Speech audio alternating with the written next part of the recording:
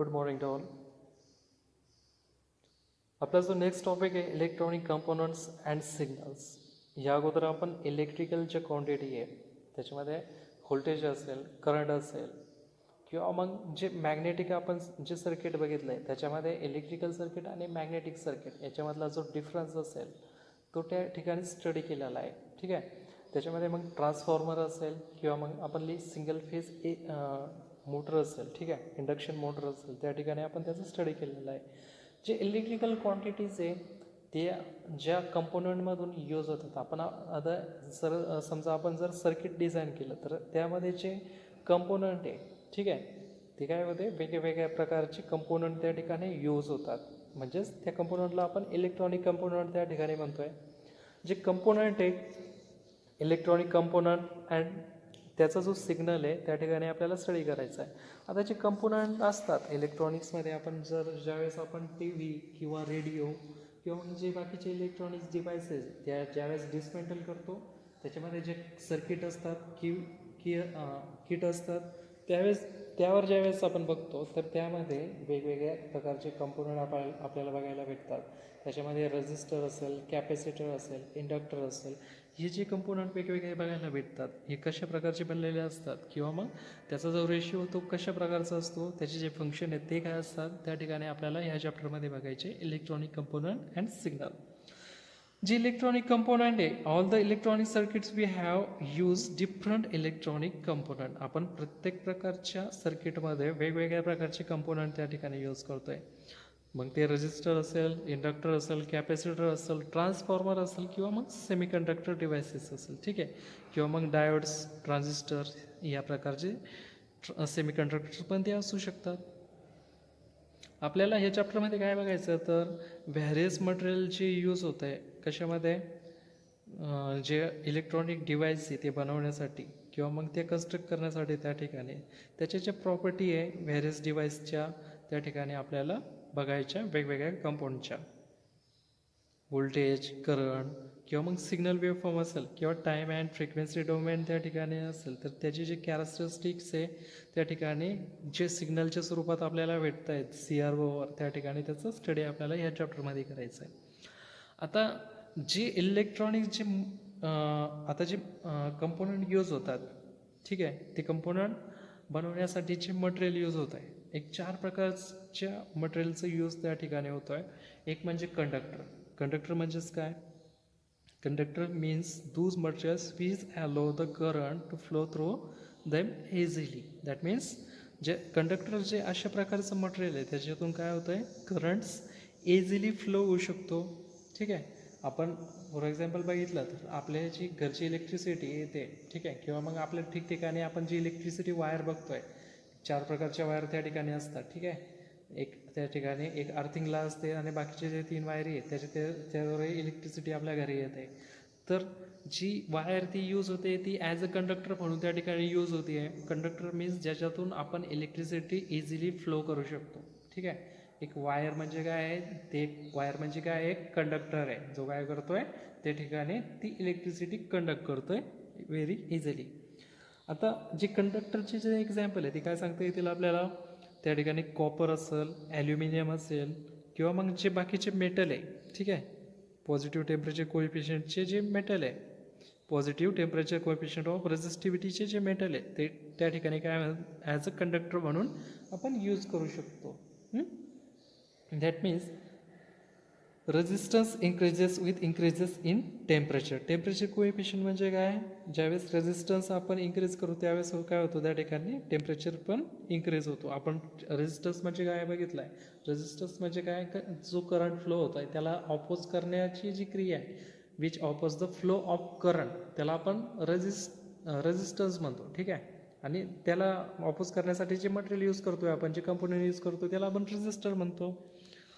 नंतर जे second material use होतं आहे ते म्हणजे इन्सुलेटर. इन्सुलेटर म्हणजे काय आहे, कंडक्टर म्हणजे काय, जे करंट इलेक्ट्रिसिटी फ्लो करू शकतो, पण इन्सुलेटर म्हणजे काय, जो ऑपोज करतो आहे, जो इलेक्ट्रिसिटीच्या मधून फ्लोच होऊ शकत नाही, कंडक्ट होऊ शकत नाही, ते जे मटेरियल असतं त्याला आपण इन्सुलेटर म्हणतो. Insulating materials are the material which do not allow the electric current to flow through them. म्हणजेच काय, इन्सुलेटर म्हणजे अशा प्रकारचं मटेरियल ज्याच्यामधून इलेक्ट्रिसिटी किंवा मग जे आपले इलेक्ट्रिक करंट आहे तो काय फ्लो करत नाही. ठीक आहे. They have a low conductivity of and high resistivity. त्याच्यामध्ये काय असते, लो कंडक्टिव्हिटी आहे आणि हाय रेझिस्टिव्हिटी असते. म्हणजेच तो काय करतो त्या ठिकाणी फ्लोला ऑपोज करतो.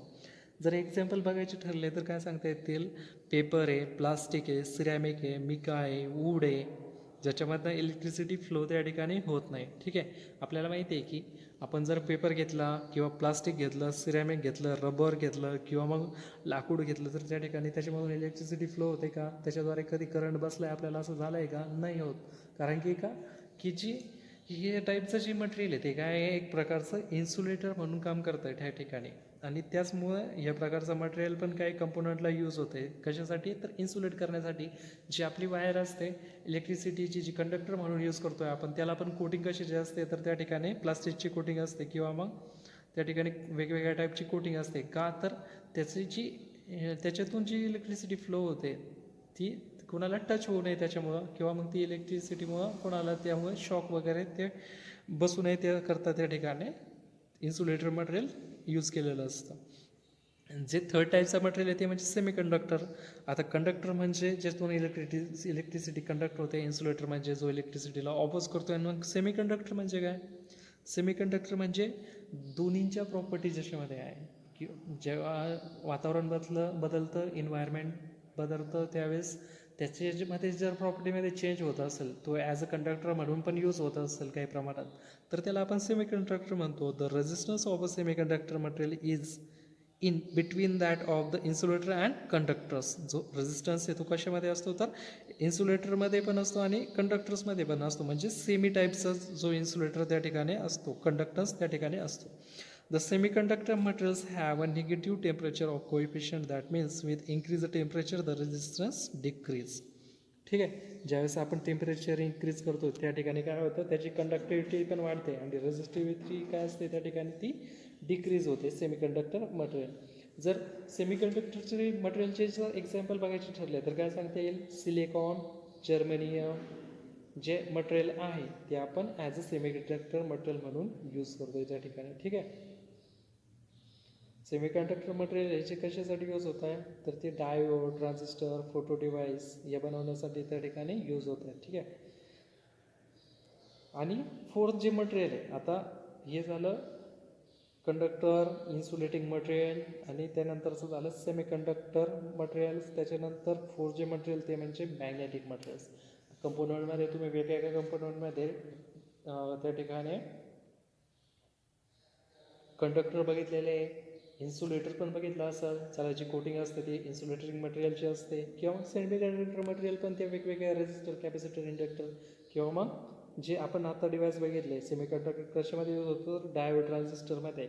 तर ही सेमीकंडक्टर मटेरियल त्या ठिकाणी वेगवेगळ्या डिव्हाइसमध्ये यूज होतात. तर 4 टाईपचा जो मटेरियल आहे तो म्हणजे मॅग्नेटिक मटेरियल. मॅग्नेटिक मटेरियल पण वेगवेगळ्या डिव्हाइसमध्ये, वेगवेगळ्या कंपोनंटमध्ये, इलेक्ट्रॉनिक कंपोनंटमध्ये त्या ठिकाणी यूज होतो आहे. The magnetic materials allows the magnetic flux to flow easily through them.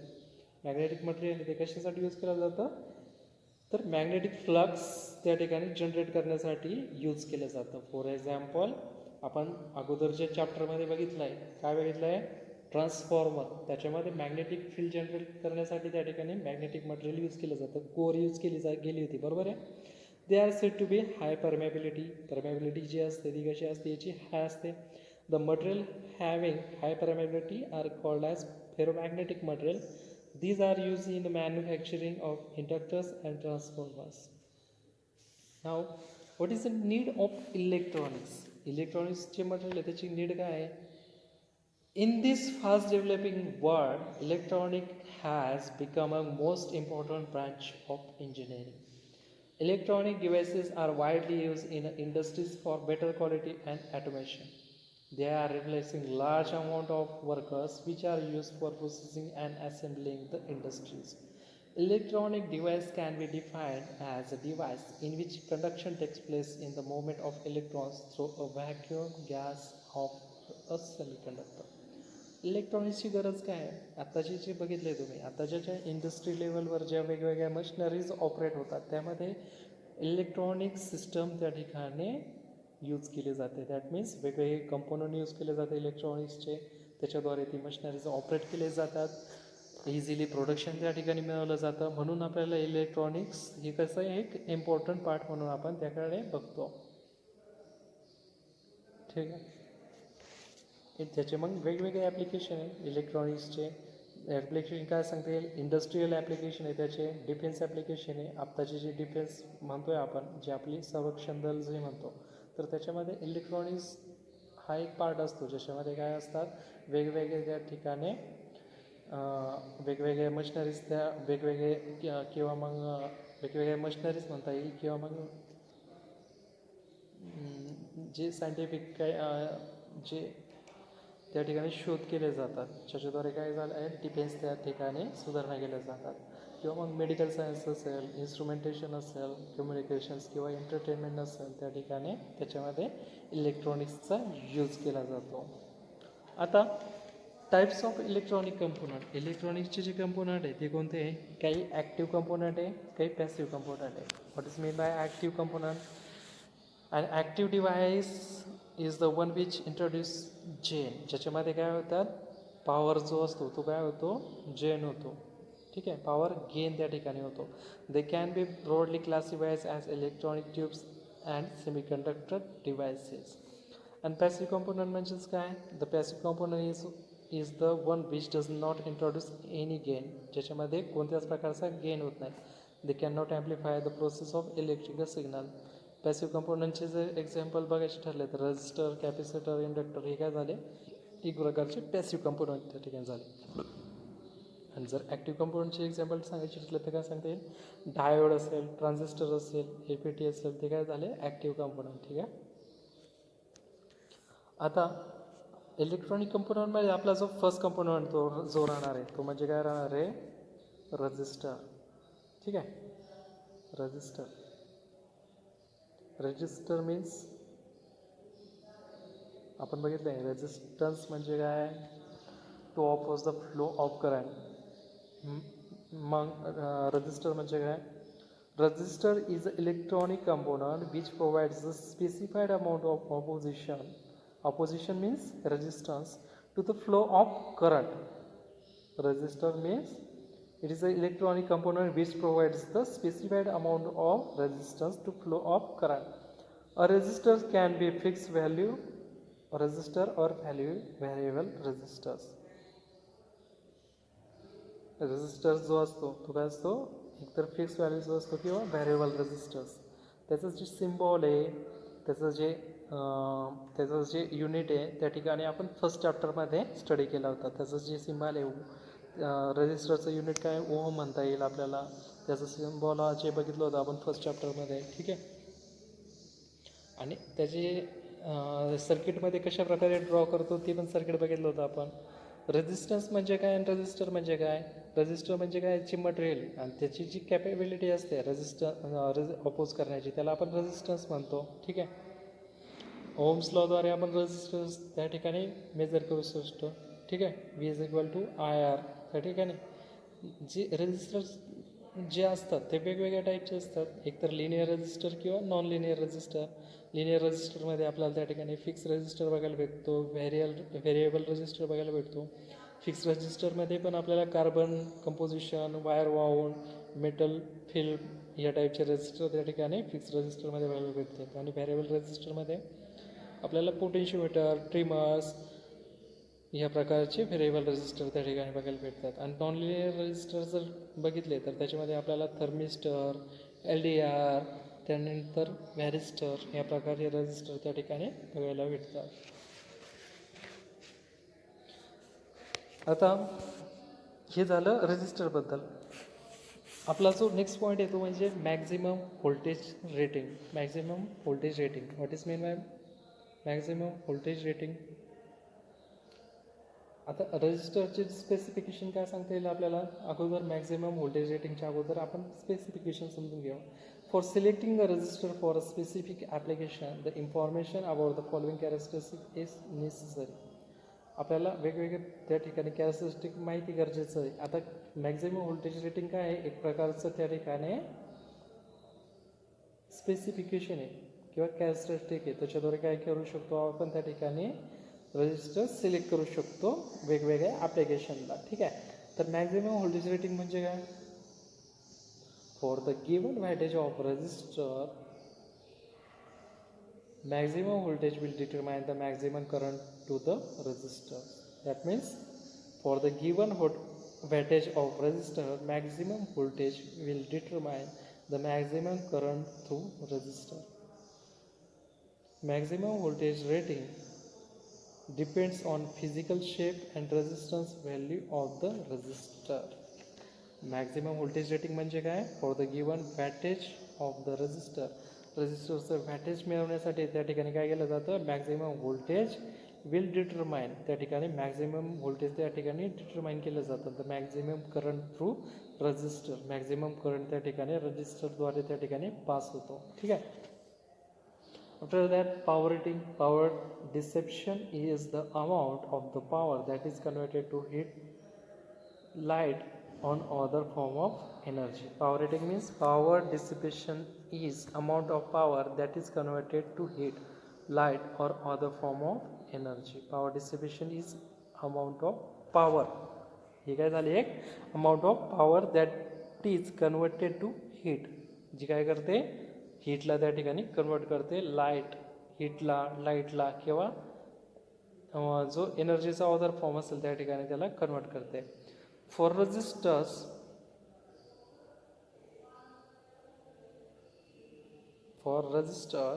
power is converted to heat. Thus, resistors has maximum dissipation rating seen by manufacturers. Above the resistor will be damaged. ठीक है. After that, temperature coefficient of resistor. It is defined as the ratio of the change in resistance to actual value of resistance for the change in temperature.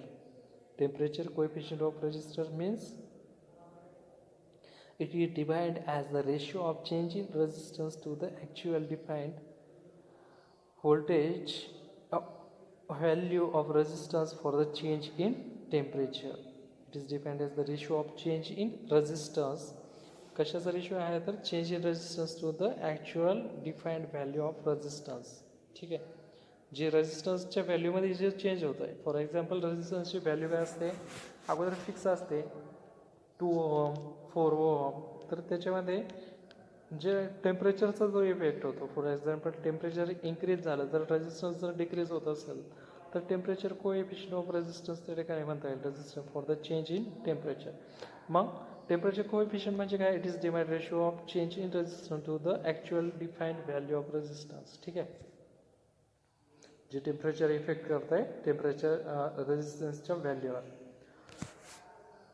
After that tolerance. What is mean bye tolerance? It is depend as a variation flow in the normal value of resistance. ठीक आहे. Tolerance means it is depend as a deviation from nominal value of resistance in percent. Tolerance may range from plus minus 0.001% to plus minus 20%. Different types of resistors made up of different types of materials may have different values of tolerance.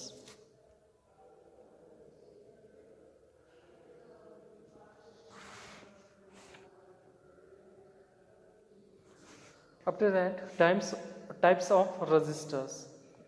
रेजिस्टरचे जे different types आहेत त्या ठिकाणी दिलेले आहे. Carbon composition resistors, त्यानंतर wire bound resistance and film wipe resistor. याच्यामधलं carbon composition resistor म्हणजे काय? This type of resistors is manufactured in both insulated and the insulated form. ठीक आहे. जे हे टाईपचं मटेरियल आहे ते कसं बनलेलं असतं? तर इन्सुलेटेड अँड अनइन्सुलेटेड फॉर्मपासून बनलेलं असतं. ठीक आहे. The uninsulated type allows better heat dissipation and insulated one avoids any possibility of short circuit to the adjacent component and metal classic. The construction of a mould carbon composition resistor. ठीक आहे. या प्रकारे काय carbon composition resistor आहे. याचं जर construction बघितलं आपण तर काय सांगता येईल? In the process of manufacturing of pressed carbon register, the raw material used in a carbon bag, resin binder and refractor filing. These materials are first graded, then mixed in a proper proportion of shifted. The resultant black powder is then compressed into the shape of a resistor and then occurred in an oven solidify the unit. Then the resistors are sorted out according to the resistance value and end connections are made. आता हे जे carbon टाईपचं carbon composition जे resistor आहे त्याचे जे application आहे ते काय सांगता येईल. पोटेन्शियल डिवायडरमध्ये यूज होतं आहे, ॲम्प्लिफायर्समध्ये यूज होतं आहे, जे काय करतात वीक सिग्नलला त्या ठिकाणी स्ट्रॉंग बनवतात. रेडिओ अँड टी व्ही रिसिव्हरमध्ये यूज होतं आहे, बायसिंग सर्किट्स ऑफ अ ट्रान्झिस्टरमध्ये यूज होतं आहे, किंवा मग general voltage regulator high frequency and low power ॲप्लिकेशनसाठी त्या ठिकाणी कार्बन कंपोजिशन रजिस्टर त्या ठिकाणी यूज होत आहे.